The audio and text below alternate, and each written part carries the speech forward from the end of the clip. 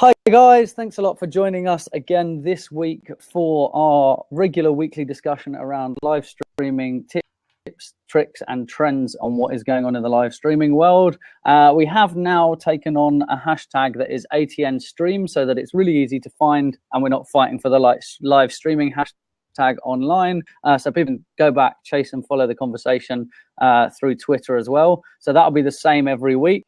Very exciting news this week as well. We've got the lovely Zane in this week, followed by Alex Pettit is joining us at the same time next week, giving up his 11 o'clock in the evening slot in the UK to join us. So we're very, very excited about that. That's just come in today. So thanks a lot for joining us today, Zane, and also obviously Enzo, who co-hosts with me every single week. I am broadcasting from a slightly different location today. I'm actually inside of a college where I'm talking to some lecturers about I'm discussing with them how they can use live streaming for education.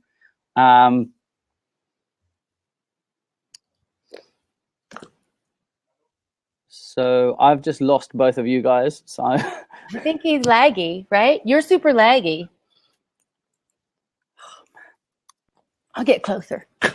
I'm sitting on this giant sofa. Did you ever refresh? Hello, Enzo. So, what's going on, Zane? I love your shirt. Thanks. Nike, and you say you love my face? Of course. Oh, that's nice. I like yours too. So what's going on? Not much. I've just had a fun day and then ready for a fun night. Baseball. Yes, definitely. Yeah. I bet you're rooting for Kansas City. I am, but I took the poll on Twitter and I'm only in the 45% minority for that.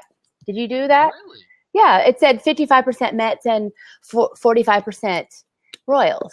But well, screw the Mets. I mean, that was just Twitter poll, but go Royals. Right. Okay. Make sure. Tell me if I always cut my head off. I'm trying to sit farther back, but I like being really close.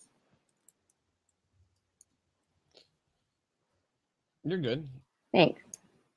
You're good. The closer, the better. Yeah. Well, yes, I'm on this giant sofa. It's so big. I set up a set in my garage. See? Yeah, you in the garage. This is a Nike symbol. Yeah. This is a Pittsburgh Pirates symbol. Maybe I'll sit sideways. Playing in the World Series, unfortunately. hello, am I back? All right, you're back. Tris is back. Thank goodness. So I have no idea who heard what on that introduction. Basically, to sum it up, every week I do a show with this guy over here.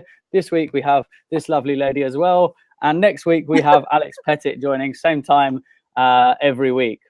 So guys, we're going to talk live streaming tips, tricks, trends, and all things around that kind of medium and how to get the most out of your broadcasts. So Zane, thanks for joining us. Do you want to do a little introduction? Oh, sure. My name is Zane Avaton. I'm known as Zaneology on the interwebs.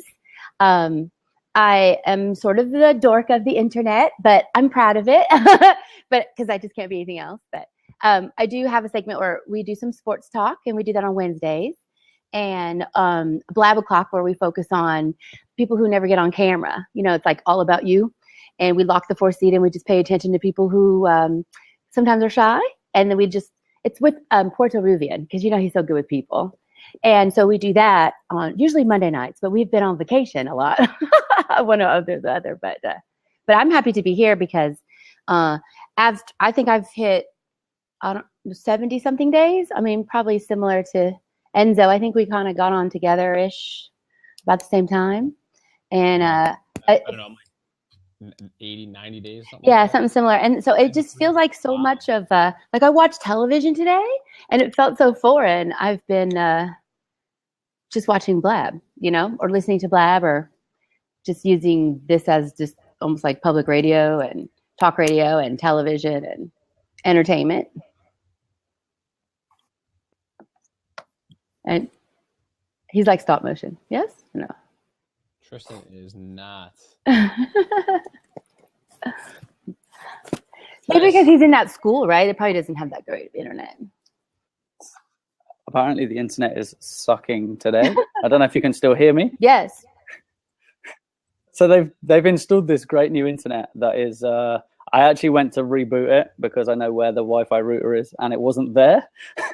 They've moved it, relocated it, and it sucks apparently. Oh. So that's a conversation to be had, I think. But obviously, they use a lot of the wired, plugged-in computers here, so not such an issue for them, but is for people who are in trying to help them. Did you just move somewhere else, or because it looked like it got a little smoother there? I don't know. Well, I can't see either of you guys now, so it's his fault. yeah. So I suppose there is one way I can fix this. Just give me 1 minute. I'm gonna. Can he land? He can't plug in directly? That's actually kind of difficult. I have a MacBook Air, and I realized how much, like, I just need to get one of those, it has like FireWire and stuff. It's no USB. I think this is a good topic. Yes. Actually, while this is going on, this is a perfect topic. I mean, live streaming, right? We talk about live streaming all the time. Let's talk about the power and sustainability of internet. Mm-hmm. You need internet. You need fast internet to do this.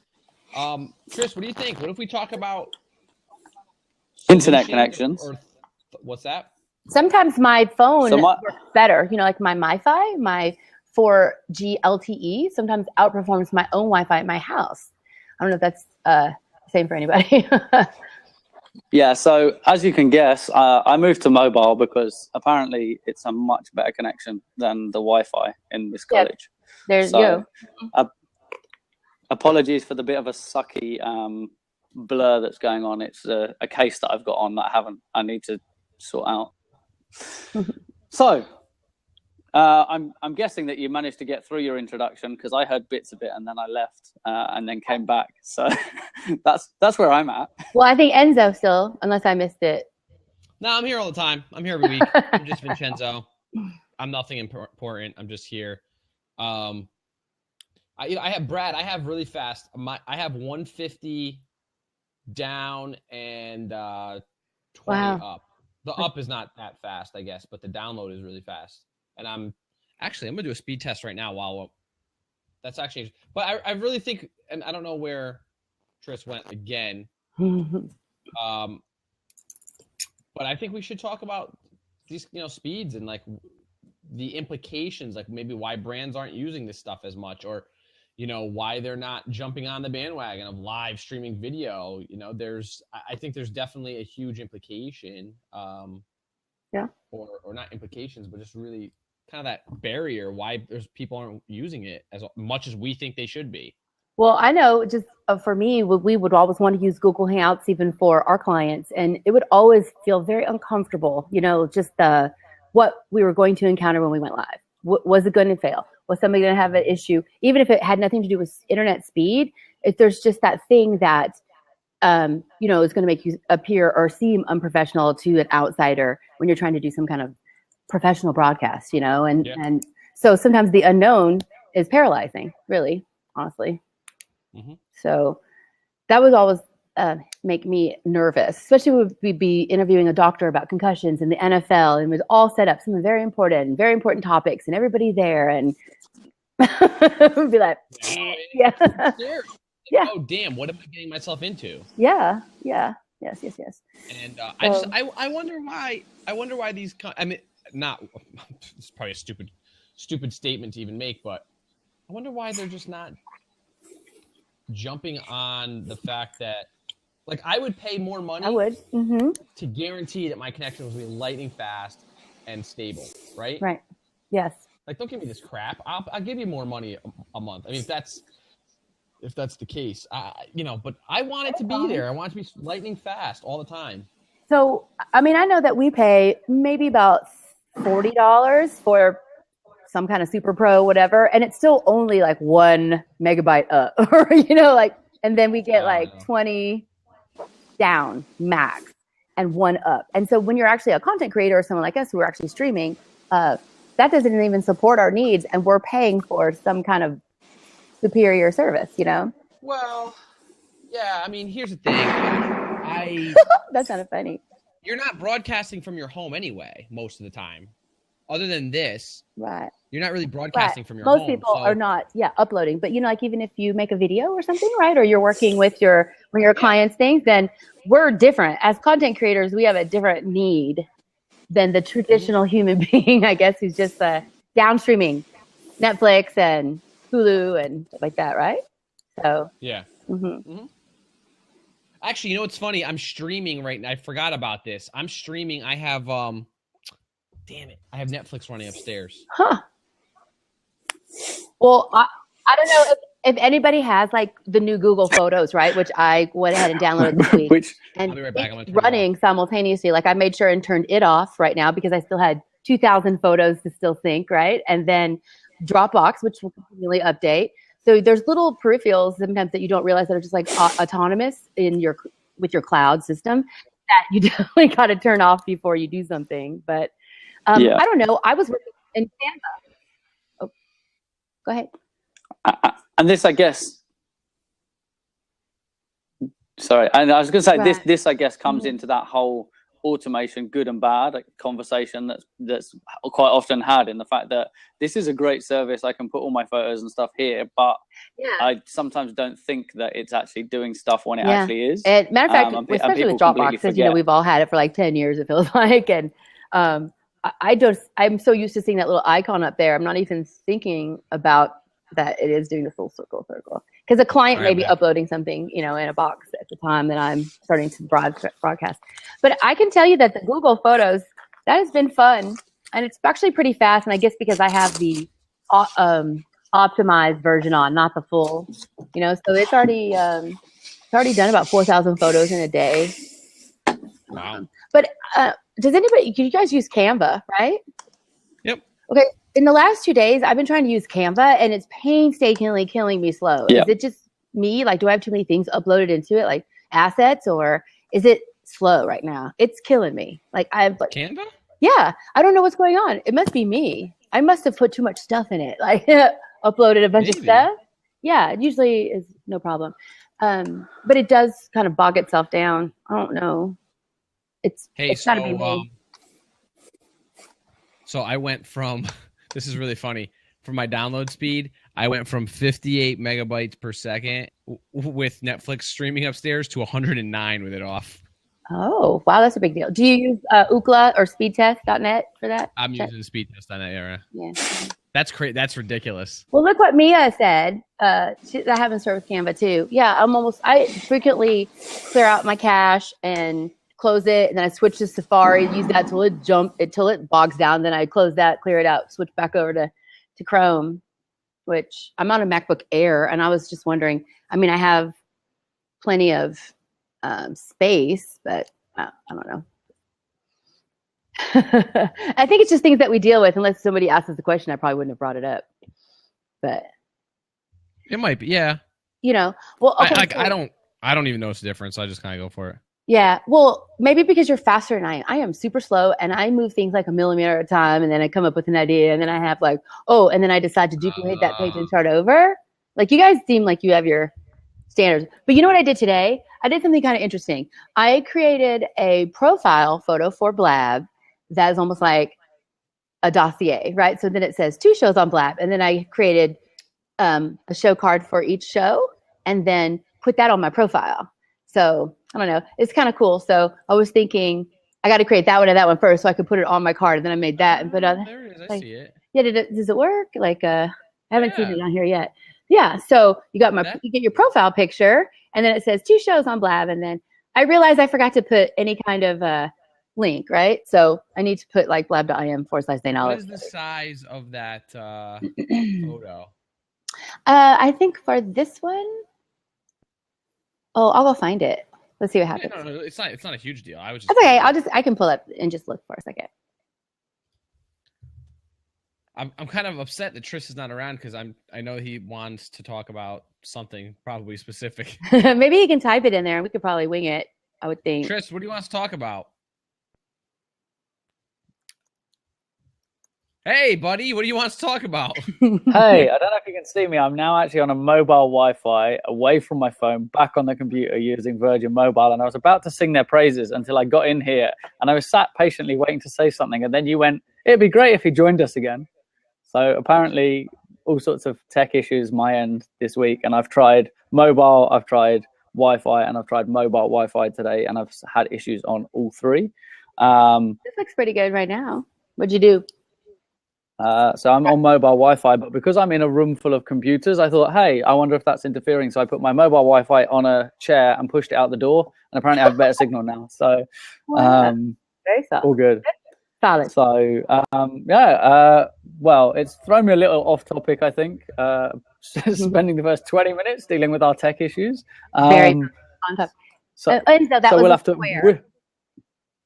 we'll have to whistle stop tour the whole discussion around these kind of things. I mean, I while we were talking about the connection side, I was about to sing the praises of Virgin Mobile Australia, in the fact that being from the UK, I'm used to unlimited data on my phone, and now I'm doing a lot of live streaming and really require unlimited data. I've got to I went into a phone shop here and had the conversation that said, hey, I'm from the UK, used to unlimited data. I know you don't have that here. What's the closest you can get? To which the answer was 12 gig. I was like, that's really not very good. Okay, that's a start. Well, how do we add to it? And so basically I bolted together a couple of different packages and got up to like 24 gig, and just have to make sure that I get to Wi-Fi spots that are not as bad as apparently it is here in the college. So I don't know what you guys do for when you're out and about, like mobile. What's your mobile solution? Are you just reliant on your actual mobile phones? I just use my mobile phone, and I use it as a hotspot if I have to. I find it very, very reliable. Yeah. Especially tethering to my laptop, and it works very well. The other thing that I do is, because I use Comcast, which is not a service that you have, Tristan, but I don't think, right? Yep. No, Comcast is not. No. What I have is I have these mobile hotspots everywhere. So anywhere, Zane, you would know, like anywhere where Xfinity Wi-Fi is available. Oh yeah. Because I have an account, I can just pick it up, and it's usually pretty quick. I mean, I'm not going to stream anything from it, like, crazy. I won't be able to watch, Netflix and do a live stream, but it's usually pretty decent for most things I have to do. But like I said, any live streams I do, and I'm not comfortable with the Wi-Fi, I'll just use my phone, the LTE. Mm-hmm. Yeah. Pretty quick. I have AT&T, and I don't tether, because if you tether, they'll remove your unlimited. But I do purchase the MiFi service, which is basically the same thing. So, and I pay $50 a month for 5 gigabytes on that, and it's 4G LTE is, like I said, sometimes often faster than my own internet. And I can tell you, like, when I edit a video on my phone, and I want to upload to YouTube, if I'm connected to Wi-Fi, it's like super snail. And then I realize, I need to turn off my Wi-Fi. And when I do, it uploads in like a minute. So there is some kind of it's just the upload of my internet, Wi-Fi. So that's probably, I would say, the same everywhere for us around here. That's just, they don't put the effort into the up as they do the down. So I guess live streaming is up. So, but I mean, did you have a particular? Well, we have you. Do you have? Well, we have you on your own. We have you. You look really cute and really clear. Before I drop back out again. Question for us to expand upon, or? Oh, like I say, I'm a little thrown out by losing to tech issues. I generally don't have these problems. Normally, I'm fixing them for everyone else, so it's frustrating when you're the person dealing with them. So I guess there's a conversation around what's the things you can do to minimize the chances of this. And obviously, we've talked about like internet and stuff like that. I know that for me, one of the tips, and I did this when I was talking to people about Periscope, even before we got to coming and joining Blab, is that on mobile, I mean, I use either my headset, or I use a Rode SmartLav Plus for better audio, which is obviously a regular conversation. And the number of times I've watched a Periscope where someone's gone in and everyone says, "Hey, we can't hear you," and just because it's bug, whatever. And it's that whole kind of green room bit that you want, and you can actually do that by going into like voice notes and recording and playing it back to check whether it worked. Or there's actually Rode do an app called Rode Rec, so it's a Rode Record app, and you can get, there's a free version and a premium version, and you can actually do a record and it shows you the levels on the screen.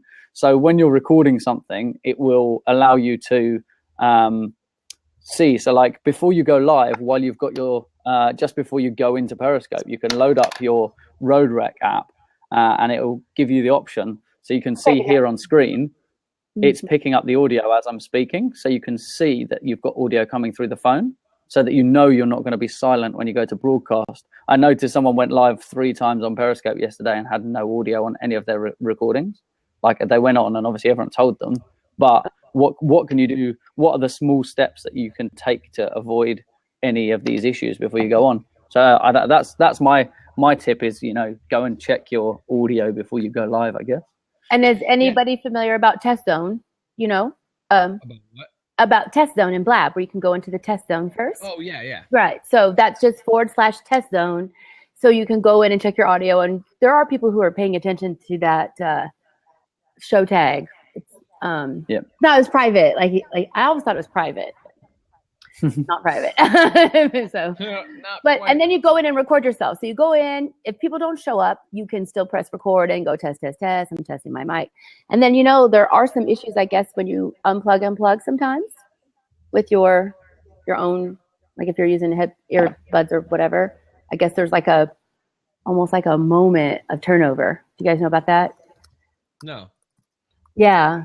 Well, Brittany said something about when we were together, but when you first plug in headphones or unplug, there's almost like a thing, it has to adjust itself.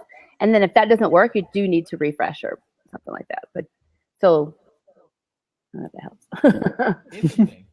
No, yeah, because I was going to test out different headphones today too, just to see. Well, I found that the audio though is like one thing that you cannot compromise on, and it's crazy because I never thought, like personally, I never thought that until I started streaming so much, and people are like, I can't see you, or I mean, they're like, I can't hear you, and they're gone. Yeah. And you're doing podcasts, right? Like two podcasts? How many podcasts are you doing? Like official recording? I just have my one podcast right now. I mean, I do a couple other shows, but they're not like consistent shows right now. I'm trying to nail down the podcast, and I'm building up my my digital agency right now, as well as I have like a membership group. So I have like a couple things in the fire that I want to build up. But like my podcast, I mean, I needed, personally for me, I needed to get a solid setup because I was doing it on Blab. It was live. And I'm like, there's no way I can sit in front of people, have a podcast, and, you know, they're just like, can't hear you, or it sound sucks, or I love it when other podcasters reach out to me and they're like, wow, your audio sounds really good. That makes me smile. I mean, to me, that's a big deal. I mean, you think about it, people are listening to a podcast, or I've heard people watching or listening to Blabs as a podcast, like in their car. And I mean, they are totally like, if it's good audio, they will sit there and listen to it. If it's bad audio, they turn it off. You know, because at that point, you don't care about the video. And we're just sitting here. We're not doing anything entertaining. You know, we're not like, ooh, like there's nothing we're doing. We're talking. People are here because of what we're saying. So I think if people walked away from their computers, what are they doing? It's like, you know who says this? Amy Schmittauer, Savvy Sexy Social. She always, in her, she does her keynote about, you know, video. She says that, don't just put on the screen, like people put like a card on the screen or a call out in their YouTube videos, like subscribe to my channel. She always says, make sure you say it out loud, because a lot of times people will be having the video, but they'll play it in the background and they'll have another tab open, or they'll be doing something else and they're just listening to it. So I think it's just, to me, it's just so powerful, because that's where things are going now. It's like everybody wants powerful audio. I mean, and everyone's buying mics now, right? Like we're all here, and everyone, I mean, Zane, you've probably seen it. Like I've been here 93 days now. When I first started on here, you know, I had my Yeti, and everybody was oh my God, where did you get that? Where'd you get that microphone? Where'd you get that? Then as soon as I changed microphones, the same people were buying the new microphone because they're like, oh my God, that sounds great. And blah, blah, blah. Like people that never would have ever bought a mic before, ever thought they would have needed a mic, are now buying microphones. They're buying some sort of a different camera, which I'm not using the other camera right now for whatever reason. But like, so people are really in tune with, with these things, and it makes such a difference. And you know what? Imagine if somebody had to choose between your content and somebody else's content based on the audio quality. Like, how dumb would you feel if if you get half the listeners because you couldn't spend $50 on a microphone or $30 on like I bought 3 of these for $30 each because they were on sale on Amazon. Ooh. Like, how cool is that? Then what? Did you put them all over your house or what? In one? No, I don't like to take this one out. Stop it, you. Yep. I don't like this one out. I keep this one in the arm, the boom, and then the other 2 I have for like when I travel, because they're also USB mics, so I can just plug them right into my computer. Oh yeah.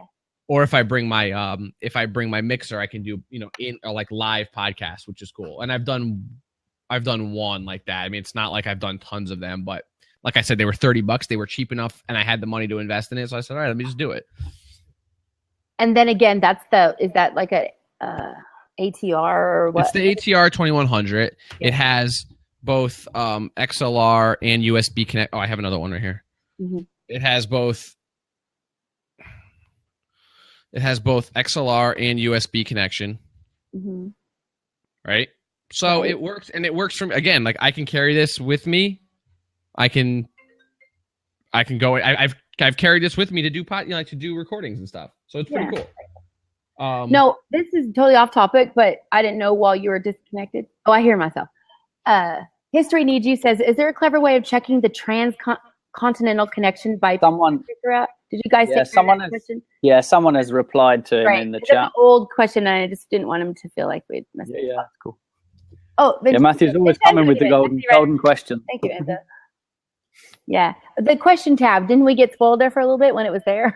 Like a semi missing for a while. I was loving the question thing, and then it's not there. So apparently, it's supposed to be coming back in a different form somewhere else, which I've already accidentally previewed for everyone. That was not meant to be live. So if you want to scroll back through the media, like about 100 pictures back, it's there somewhere. In typical Tristan style as an animated GIF, but. Ooh, I love animated GIF. I got GIF Grabber, and I'm quite pleased. Isn't it great? Mm-hmm, works real well. It's free on my Mac. So yeah, we should do a GIF here in a little bit. What do you mean do one? I've already been doing them. Well, what? Okay. She's like, oh no, now I better behave. So guys, anyone who's in the chat, we'd love to know if there's anything specific you'd like to know about live streaming, or any questions you had or suggestions that we could discuss.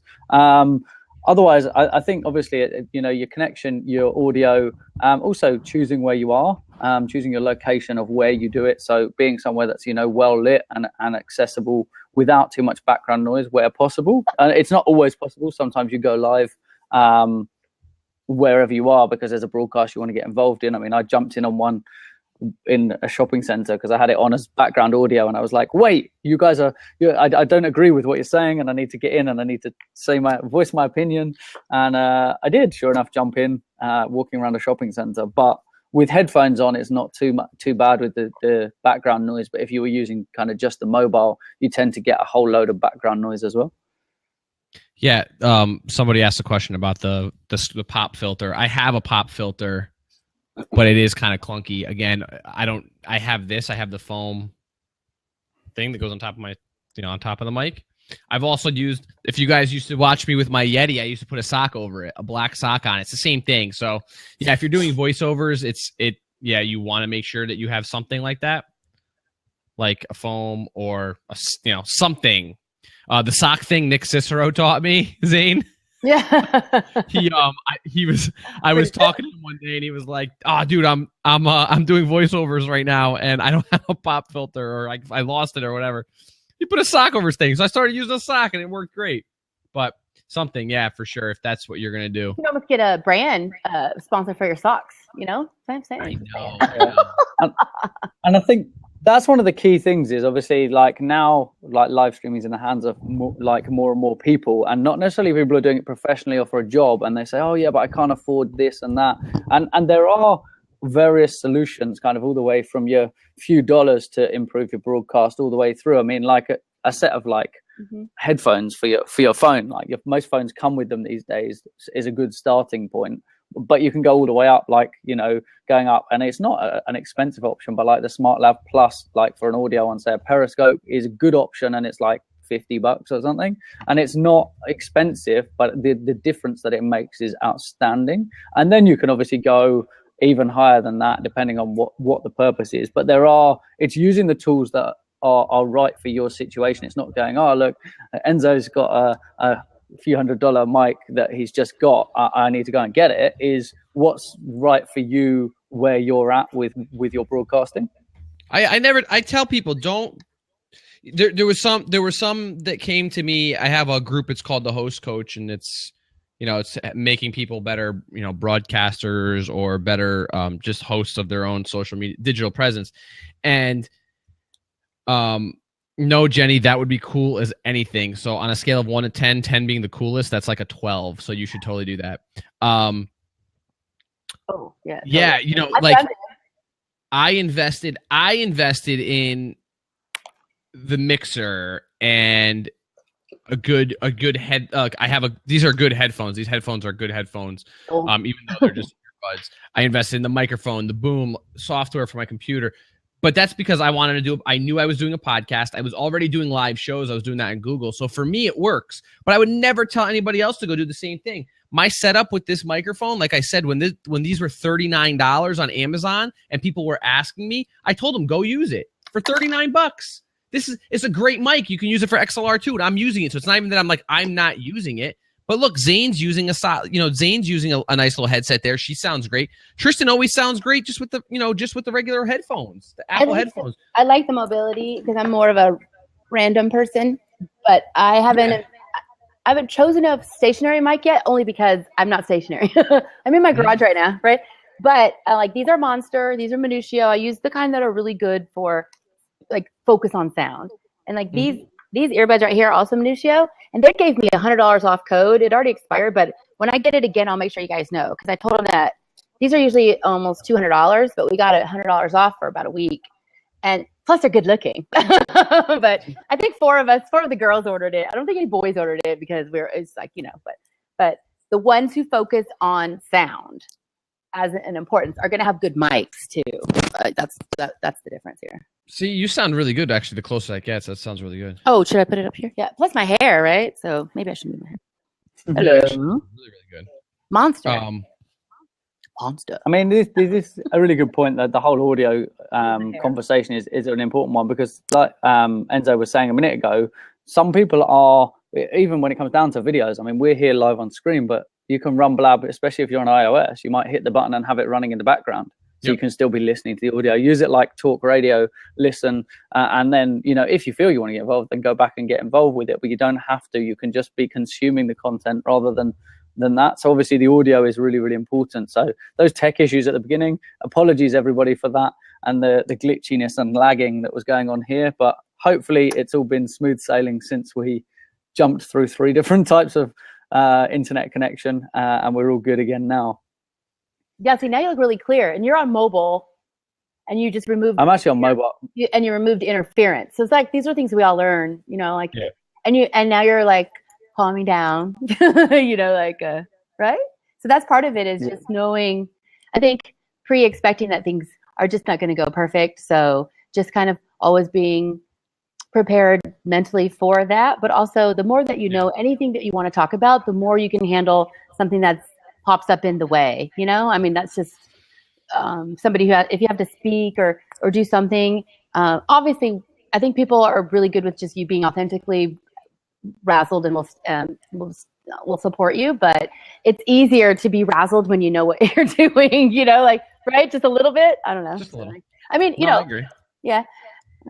I get razzled easy because I'm sorry. Like, Brad, type /Q and then your question. No, and for me, you know, I make recommendations on equipment, Tristan makes recommendations on equipment, Zane's, like anyone does, but you have to figure out what works for you. So don't, just because I say I use this microphone, I also have a Yeti that I didn't like at all. But then I interviewed Brad, who's in the chat here. Brad is talking. Brad loved With a Space, Brad. Brad loves the Yeti. It sounds great. It's for his voice. It works really well. For my voice, I didn't like the way it sound. I don't know. He knows. This one brings out your lower tones better. Well, I'm running everything through a mixer now too, so I can increase that. You're right, but it does. It makes my voice sound a little richer than the Yeti did, which made my voice sound like a little bit of a tin can, and I didn't like that. That's me. And some people for you, it's something else. Yeah. I don't know how to decide. And don't. That's a great what Tristan just wrote there in the comments. Don't use equipment for the sake of using equipment. Remember, if you're going to live stream, still the only thing you need is this. Right. Hit the button and put your face there. You need your brain, you need your hand, and you need a phone. That's it. You don't need to go and you don't need to go and buy stands and like if you want to take it to the next level, then of course you buy things like lenses. And I have most of us have lenses and some sort of tripod. Like this is a pistol grip for hand, and then this turns into a tripod, right? This is pretty cool. But again, what do you need this for? You don't need it if you're not doing anything like that. I needed a lot of stuff like that when I was doing more like Periscope and Meerkat, the phone holders. But absolutely. And now I have a MacBook Air. I can literally hold it like this. It's so light. So often I just use this. Oh. Is that a Manfrotto with the square jellyfish? Oh yeah. Yeah, I love Manfrotto. And then have you got Brad? This is like a good segue because Brad's asked a couple times about multi-camera. Yep. So live multi-camera or just multi-camera? I've done really simple multi-camera, just meaning while my son draws in one window, we use one phone and then turn off. You have to turn off sound. You got to do some sound management. I did. I did 3 cameras, and then I did. Zane with the Applebee's thing. We did. That was a ton of different cameras live. But I think I know what Brad's talking about. If you're cooking or if you've got like a shot toward the crowd and one on you. Is that what you mean, Brad? Or Brad? I think Brad's pretty techie, yeah. So he's totally into all of that stuff. I interviewed him on. He's actually this Thursday. If you guys subscribe to my podcast, you'll hear Brad talk a little bit about what he does. I'll leave that to you all. But Brad is extremely, extremely intelligent. He's got some really cool multi-camera ideas. Cool. Yeah, I mean, we did Thursday. Actually, it's already recorded, so it's dropping on Thursday on the podcast. He's talking about digital signage, which is something that I never even knew. Like, I had no idea what the hell it was. We talk about digital signage and in the workplace. Like, he does things he does for blinds.com. He actually, I forget his actual title now. Oh man, he's gonna kill me for not remembering his actual title. But he, Brad, help me out, bud. Type it in. Type in your title. It's digital communicate. No. Oh. Administrator. Digital DCA. Digital communicator. And it's all digital communications administrator. Yeah, but it's through like he has this. You guys gotta check this out. I'm gonna find the video, but and you guys can check out some of the stuff that he's done. And it is like, it's absolutely amazing. Like digital signage in the workplace. Like have you guys ever seen ESPN or even any news channel where like you have like the overlays and you'll see like batting stats for like a baseball player and it'll be like, oh, you bat. Mm-hmm. Oh, I don't care, Brad. If you're watching a sporting event and they're highlighting a player, right? And it'll say like this guy bats, 396 with 5 home runs, blah blah blah, and it's like it makes him look all cool. Well, Brad's got this whole setup in there, and like the sales team, and that was one project, but it was just really cool. There's like 5 screens when you walk into the front of their office, and it's showcasing like all of the cool stats for company players. So. Sales guy, he's got a 96.7% conversion rate, and he's kind of standing there. He's like standing, the sales guy standing there with his like hat on and it's just like really cool. So and it's like, wow, that really increases employee morale, right? Or it makes the employees the biggest advocate of the company because now they're proud to work there. They're happy to work there. So you guys will hear all about it on the podcast, brandboostcast.com. But That's really cool. So there's so many things, I think, and like bringing live stream into the office, into, I think, using live stream. What does that help? When I click on Brad Parler's name in mobile, Vincenzo's profile comes up. Duh, because I've taken over people's profiles. Maybe there's some weird collaboration going on there, which segues nicely to. He load it to advertise the podcast, probably, because that's what we do. Sometimes we change our profile pictures to promote the podcast. I think I'm going to do that, because why not? You gave me the idea. Well, I record the podcast here live, so why not? Yeah. And after, people have gotten to know you, right? So it is important to keep one profile photo, right? So I've noticed that after I change mine, I can enter a room and no one will notice me like they did when they recognized, like Marty McFadden, like you can pick him up. Mine used to have those two little purple sides on it. And I was even watching Fando speak live somewhere, and he was just talking, and in the middle of it, he goes, "Oh, look, there's Zane," because he said those two purple things. So like, it's really important in any kind of social media or network at all that you always have one photo that you almost never change. That's how people really like pull you out. But I noticed here, I've changed mine a couple of times for different reasons, and I'm just almost like hiding in a room for like, I see as long as I can go, which is kind of fun. But right now, because you've kind of established with the group we have here, which is we don't have a new wave yet, you have the opportunity, you can change stuff up and promote your show. I mean, you're doing it, right? Tristan, I think on yours, like I was looking at it promotes the show, right? Okay.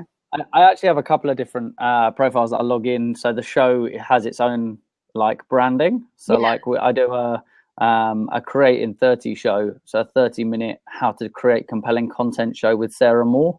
And with that, we've got a graphic that's specific to that one, and that show hosts, like it has its own profile that hosts, so people know where to go, and it's one solid point. Because that's the thing, like if you're regularly collaborating, like where do people go? Like now it's less of a concern with the co-hosting, because as soon as you co-host, it's available on everyone's channels. Right. But you want a single point for people to go to find it, and it's this kind of, I guess this segue goes to discoverability, which is obviously the most important thing. I mean, we've talked previously about the importance of doing like pre-show promotion, which like for this show there was a graphic out and it went out 2 hours before, an hour before, half hour before, and 15 minutes before across a number of different profiles, so that people knew that the show was coming up, it was going to go live, and then it's what can you do afterwards and stuff like that. So I mean, perfectly timed. There's a nice little graphic there for next week's show. Unfortunately, for some reason, the second link now doesn't work if you put an image in, which is a little bit of a pain for people who have to click on it. So there it is underneath. But it's about telling people and promoting it and making yourself visible, and that's across a number of different things. So whether that's through graphics and Twitter and things, I mean, if you look at stuff like this, my Snapchat has the stuff I've been doing, and it goes through, and you'll get to this morning's ones, which actually suddenly, oh look, here we are, we're live on Blab, but it's telling you what's going on. So it's how can I promote this further than what we're already doing? So there's actually live video on my Snapchat of the Blab, because some of the people who might follow you on one platform may have absolutely no idea that you're on others. I mean, if you look at how we style our Instagram posts, our typical Instagram posts it's a block of text. Obviously, everyone knows about using using like the hashtags and stuff underneath. But if you look at how this is styled, you see that it's got, here's what our names are on different platforms, so that you can find us. And on every post that we put out, that's there so that people can find us, because it's important. Like people they might not even know you're on another platform. If they've found you on Instagram, how would I know that you're on Blab? How would I know that you're on Twitter? How would I know that you're on Facebook? So making yourself as discoverable as possible. And I think Snapchat, I guess it becomes micro, like I guess it's a micro stream, because obviously you can record those short videos and it's like right here, right now, and then you can watch it. The beauty of it being you can watch it at your own convenience, as long as it's within that time window. So I don't have to watch live right now. I can watch it back. Same as like Periscope concept of the 24-hour window of being able to watch and consume that content, which I love, by the way. I'm smiling at a GIF I just reported. Great. Was it Right. me? Yeah. Well, you just showing stuff and me just like trying to look, which I'm so blind. I'm like, what? Really? That's okay. I'm trying to read this in a room I'm that's brighter than I'm used to. So yeah, it like freaks me out a little bit. But yeah, so if there's anything anyone wanted to chime in on, I know that Jed is a great storyteller on the old Snapchat. I noticed that Cappuccino made it in this week, Jed. I'm loving that. And I've also got to say, I'm noticing more and more of these Breville milk warmers appearing in Snapchat as well. Love that, Jed. Love that. Big advocate of Breville. If I could get a contract, trust me, my kitchen would be full of Breville products. So if anyone's listening from Breville, feel free to send me stuff and I will snap your stuff all day long. Just keep tagging them and using their hashtag. Yeah, I love that. I think Snapchat's got incredible engagement. Like the ratio is insane. I mean, I don't know exactly how many people follow me because I have my Snapchat is public. So I don't know. I don't know how many or who looks at it, but I'm telling you, it is a fun way to share content. It is so it's almost more fun than live stream like Periscope or because you just share what you want. And I don't know. It's like people are so hyper engaged to it. It's amazing. Yeah, I mean the level of engagement is really high. I mean, if you look at your stories and stuff, you can go through your stories and see how many people have viewed each of the snaps you've put out, and like, is it consistent? Is it dependent on what time of day you put them out? Yeah. So it's a really good. You can get that metric kind of straight away and see what's working and what's not. Yeah. No, I'm a big fan. Big. I don't use it nearly like the way you guys do or Jed but I take pictures of I post a lot of pictures of my dog. Yeah. So this again is like, that I'm one of these people who's really passionate about the whole like let's repurpose stuff. Like how can I use this and because it's making the best use of your time, right? If I take a photo on Snapchat, why wouldn't I then repurpose that, make it square and put it on Instagram if it's relevant, right? Yeah. And like with Snapchat, you can download it in the same way. Catch to get your periscopes if you want to reuse them and stuff like that. There's options and finding ways to do it, which is actually part of the reason that I started that show with Sarah, was to show people create great content in as little time as possible. Yeah. And that's the reason that our broadcast is only half an hour, and it is a strict half an hour and then it's gone. So if anyone's on Snapchat, there's a cheeky Snapchat code in the side there for you to go and snap, and feel free to add me. It'll be mostly me preparing food, making coffee, walking up and down stairs. And I'm actually, I dropped this one in the last show I was broadcasting. There's about to be a little change with my Snapchat. Don't worry, the coffee, stairs and all that will stay, but there's some extra bits going to be added shortly. So keep your eyes peeled for that if you're on Snapchat. Snap code. And also follow Jed. Jed tells really good stories. For sure. Follow him, whatever. he's good at everything. Beam? No, I hate Beam. I hated Beam the moment it came out and everyone was on its jock. I was like, no, this sucks. I said it right from day one. It sucks. It's atrocious. There's another play to Beam. There's something with the proximity sensor, I believe, the technology they're trying to play with. I don't think there's any play in the actual app itself. I think there's some sort of technology they wanted to test out mainstream. So, yeah, I have Beam codes too. Just like I have LO codes. Anyone want those? Hello. I fell asleep. Hello. It's like an echo. Anybody there? I'm just looking at my own stuff.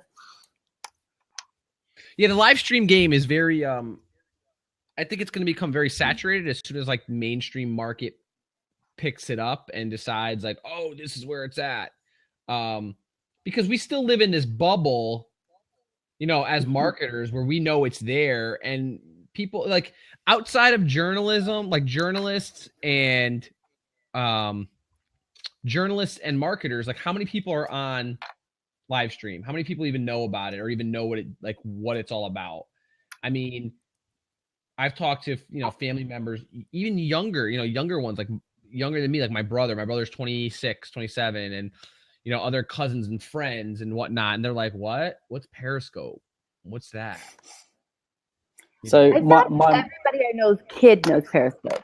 But not that the parents aren't doing anything with it, So Yeah, I mean, this is an interesting one as well. I'm just trying to get Jed to drop his snap code over there so that everyone can follow him because it's great. I don't know if you guys saw Jenny Q's comment. I like to blaboscope. That's what I like to do. I like to use blab as Periscope. I just use it like Periscope. Works great, by the way. The comments don't cover your face. They stay over out of the way. It works when you can even lock everything and you just fill up the whole screen. And you get some of these. It's perfect. I like it. Marty meets asks, anyone have any luck with Periscope, meaning generated any trackable revenue? I mean, I think any revenue is trackable, right? Yeah. Yeah, I mean, I've made money being a live stream dude. Yeah. I think, yeah, I mean, when you say trackable, I mean, I'm not going to show you pay stubs, but yeah, I've used it to represent like 6 or 7 brands now, large brands, 3 of which you may have heard of: Barilla Pasta, Applebee's, Cinnabon. That's where I met you. I went and did Applebee's live stream for you guys that Yeah. day. I never had seen you guys before. No, I know what you meant, Marty. I was just like, the trackable thing kind of threw me off. Like, Well, yeah, I mean, trackable. I think it means trackable, like if you use a custom URL just for this broadcast, that you would know how many clicks you got. Yeah. I mean, and then there's business ways. Of course. Right? I mean, I'm not going to brag, but 1 billion impressions for Applebee's is pretty good, right? Good. And when I went like this, right? and Bing. and it went because when I stuck that churro in that churro. That churro in that chocolate sauce and that mushroom, and it went marshmallow. It went. I was like, I didn't even know I was gonna do that. Yeah, I like I think that there's. That is so cute. But I've also had success selling my own products and my own products on live stream. I've had success raising money on live stream. So there's a lot of different use cases for it. And it's how you use it and what you want to use it. At the end of the day, if you don't have an idea of what you want to do on this stuff, either you shouldn't be on it or you should just watch. Like, don't just jump on for the sake of jumping on. When they tell you like, when people say you're better off not doing it all or whatever, or no. Do it well or don't do it at all. Yeah, or you're better off keeping your mouth shut than opening it and proving like how dumb you are. Jed, spell my name right next time. Thanks. Oh my God, thanks. That's pretty. Thank you. Yeah, full scope metrics. I should have moved so much. I don't think full scope metrics are very accurate from what I've heard. Periscope proved them wrong. I don't know. Have you heard that, Tristan? I've not heard it, but okay. I heard they're not very accurate. Yeah, the thing I think is that the platforms need to be giving out more of their metrics themselves, because unless there's a reason that you don't want to give it out, which the only reason really, if your platform is outperforming, why wouldn't you give out your metrics? Yeah, I don't. Which then makes me question how good your metrics actually are on a platform if you're not prepared to discuss them. I don't think it's a question of their metrics. I think they're afraid to give away any glimpse into raw data. Like they don't want to show how many people are really watching these streams and how many, you know what I mean? Like, they can still lie to us and tell us there's 78 viewers on the web, but there may be absolutely none. Like, we don't know that. And I think if you start opening up, if you start opening those things up, it clues into how many people are watching, or how many people are using the platform. I mean, obviously we know there's 10 million or whatever people using Periscope. Arbitrary number. How many people are active? There may be there might be 500,000 active of that 10 million. There's no idea. But to go back to Marty's question, I think that was a really good question, because everyone wants to be on these things, and if you don't have a reason to be on, or there's no purpose, the ones that can't sell, or the ones that can't move product, or whatever it is that they're doing, it's because they're just. Have you seen people on here blabbing just to blab? Or have you seen people on Periscope just to be on Periscope and talk about random shit? Sorry, Chris. I'm in a mood. Those are the people that are they're also like, oh, I can't sell anything, because the problem is they just sit there and they do nothing all day long. So that's worthless. That's worthless time. That's time you're not spending. You need to be very, very deliberate with what you choose to do on any platform, whether it's Twitter, whether it's Facebook, whether it's live stream, whether it's a freaking billboard or a TV ad, whatever it may be. There has to be a reason, and that reason has to make sense to you and you alone. Mm-hmm. I know. And the thing is, I always get caught up in this conversation because people are like, how do you make money on live stream? And it's like, you make money by having an actual agenda, like an actual reason for being there. Don't be afraid to say, I'm here because I'm selling this book, or these are my services. This is why I'm here. You know, there's just a lot of people that want to hear like rainbows and butterflies, and that's great too, but they're probably not going to buy you anything, right? Or buy anything from you. It's funny. Well, you have to add value, of course. But the thing is, adding value is not just sitting on a live stream and talking about random nothing, right? And I've seen people do that. They're on Blab every time I turn Blab on, and they're not doing. Oh, and anything. I want to expand on that a little bit when you're done. Make your next point, and then don't let me forget. I want to say something. I don't even know exactly what I was going to say. I just want. Well, I'm going to answer Marty. I'll just instead of typing it to him. Yeah, my calls to action that have worked really, really well are pushing people to a free product that I have that's in line with my paid product, and that works really well because it gets them there, shows them what I'm all about, and then they're like, oh, I want more. And I'm like, oh, well, here's my paid product. Like, this is a great product for you to get. I mean, that's worked really well. So I have like a free 15-day live streaming course. It's free. It's an email course. That's worked really well, and it's had great signups.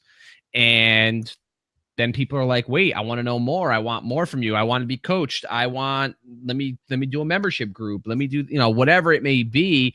Oh, I have a brand that you would be great for to do. So like I'm finding ways to make revenue. But to me, it was all about providing free content because I want to do that for my audience and say, hey, all I want from you is your email address. I don't want anything else. But of course, after that, they're like, well, I want more. After 15 days, they're like, how else do I get anything else? What else? How else do I get more from you? And again, that's all about creating great content like Tristan has in another show. How do you create great content? Because if you don't have great content, you're a flash in the pan. Just because I have a cowboy hat on right now, you guys might think I'm so cool. But if I don't have anything after that, I'm just a guy with a cowboy hat and a blab for an hour. Okay, so I want to go, Zane. Yes. What I think would be a great segue for that is the subtleties of actually being online and not appearing to be there for a particular purpose, but that's because you still always want to know your end game, right? So if Enzo knows that he eventually wants to build up his client base based on the fact that he's allowed them this entrance into him being online today, guesting, whatever. And then always know that every time you spend time online in front of a camera or tweeting or creating some kind of content, you're basically putting yourself out there. And so even what might appear to some like, I'm hanging out on Blab today, I'm having a nice conversation or I'm being whatever, it's still showing, like even if he just gets on and he says hello to somebody or he just pops in for a second, it's still always like every time you do anything, it's like a little mini commercial of yourself. So like for me, I didn't come up in the internet as a blogger. I came up as literally a personality. So my approach could help a lot of other people. Like there's some people who do spend a lot of time just kind of hanging out on here. But what I find neat is I'm watching them because that's more of kind of like my approach to how I became an internet person, right? So I'm wearing headphones right now that cost several $100s and I didn't have to pay for them because I got invited to an event because of the fact that I'm known for doing things like this. Does that make sense? So where you might say, what's my end game? Well, I don't just do it for free stuff because now they also want to sponsor me. They want to fly me around. They want to do things. That is my job, right? So my job is to be a brand correspondent, someone who is professional and represents brands in a particular way, also very knowledgeable about all of the social media tools and really how you want to present, how a brand wants to be. All that speak. But at the same time, my presence is made by my appearances, right? So even what he's saying is true. Like, don't just like show up, but appear to, you still have to show up. Does that make sense? Add value, but right, I think you still have to add value for your client. And so, like, I got this hat for free, right? From Peter Grimm Hats. They sent me a couple hats. I've gotten so much other stuff, like all of this gear. Same thing, like Zane. You know, I do brand correspondent work as well, and it's great. You know, like, it's so cool. Peter Grimm Hats sent me this hat. Like, okay, that's cool. I mean, it's not money, but it's a hat, and you know, I wanted a hat anyway, so it's really cool because they see me on these things all the time. And well, let's talk about money. Let's talk about how to make free into money. If they gather a group of bloggers to do something for McDonald's or Ford or whatever, all I know is I make sure that I do superior work. I stand out. I mean, I'm sure you guys didn't know me from Adam, but I'm sure my live stream stood out when no one even maybe knew me from before on purpose. And that's because I approach everything as if I'm paid. And then if you want me again, you pay me, because I made sure that I'm worth the money. Does that make sense? So, I've done a lot of things for nothing at first. Because I know I should get paid. Yeah, you know what I mean? Because I know I believe in what I'm going to do. Either I love it and I love the brand, but right. Your approach exactly. Well, it's exactly what you just said. It's what you just said. Right. Loving the brand, like loving the brand authentically, but knowing that you're going to give and do the work that when they see it, they're going to know that if they want more of you, that you're probably worth paying, as opposed to some of the free stuff that they're used to. And that's where you can set yourself apart. But you do have to sometimes just show the work, do the work, and do it great. And I love what I do. I don't invoice half my clients because I don't feel like I'm working for good. But yeah, it's like getting paid to breathe, right? But I try to always try to be the best that I can be at what I'm doing, so that I can get paid for it. So and one last add-on tip, and then Tristan, you can close it out. But that was long. And I'll say this too. Don't ever undersell your time. Exactly. And people, I don't know if Amy's still in here, but Amy and I talk about this like all the time. One, don't undersell yourself, and number two, like I have an email subscription list, right? And when people unsubscribe, I get all kind of pissy. I'm like, damn it, someone unsubscribed. But I've had to change my mindset and say to myself, well, you know what? They weren't going to buy anything anyway from me, so it's better off that I don't pay for them to be on my list. So same thing with people that you watch. Like, there's not thousands of people that watch me, but the ones that do, I know that are hyper engaged and they're actively listening to what I have to say, and they'll be my biggest advocates. They'll buy from me. They'll support me. And that's all I care about. Whether I'm talking to 2 people or 2,000 people, I'm still going to be the same person. I'm not going to be like, oh man, I only have 10 people on today. I'm done. I'm going to turn it off. Like, no, it's not. To me, everyone is valuable. So just remember, you're never above that. And I've seen people on live stream be like, oh, I don't have 2,000 people on today. What is wrong with you people? Like, blaming his audience for it. And it's like, well, maybe your content sucks, dude. So, all right, Tristan, go ahead. Yeah, absolutely. So because we ran over tech issues, we've run over a little bit longer at the end, so that you got your 45 minutes of content. Thanks for bearing with us at the beginning whilst we were having like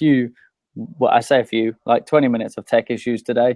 But we really appreciate your time, really appreciate you coming in. And that's a really good way to wrap up, I think, is, all the time that you're spending on video, you need to have a strategy and an end goal in mind when you're spending time online. Every time you appear there is, as Zane said, it's like a mini advert for yourself. It's an opportunity for people to see who you are and what you're about. And with that in mind, we're going to wrap up the show there. Please do bear in mind that next week we have got Alex Pettit is joining us the same time here next week. There's a link for you and a graphic over on the side there. If you want to follow the conversation, or if you've got any thoughts or feedback or suggestions during the week, please use the hashtag ATNstream to give us some feedback. We'll be monitoring that hashtag through the Twitter. And we look forward to you guys all joining us again next week for another awesome show. I want to say thank you to Vincenzo, my co-host, for every week, and Zane, who jumped in this week and was also very tolerant. Awesome content and points there. I will be tweeting out the tweetables from this, so go and check out the hashtag ATNstream on Twitter within the next hour.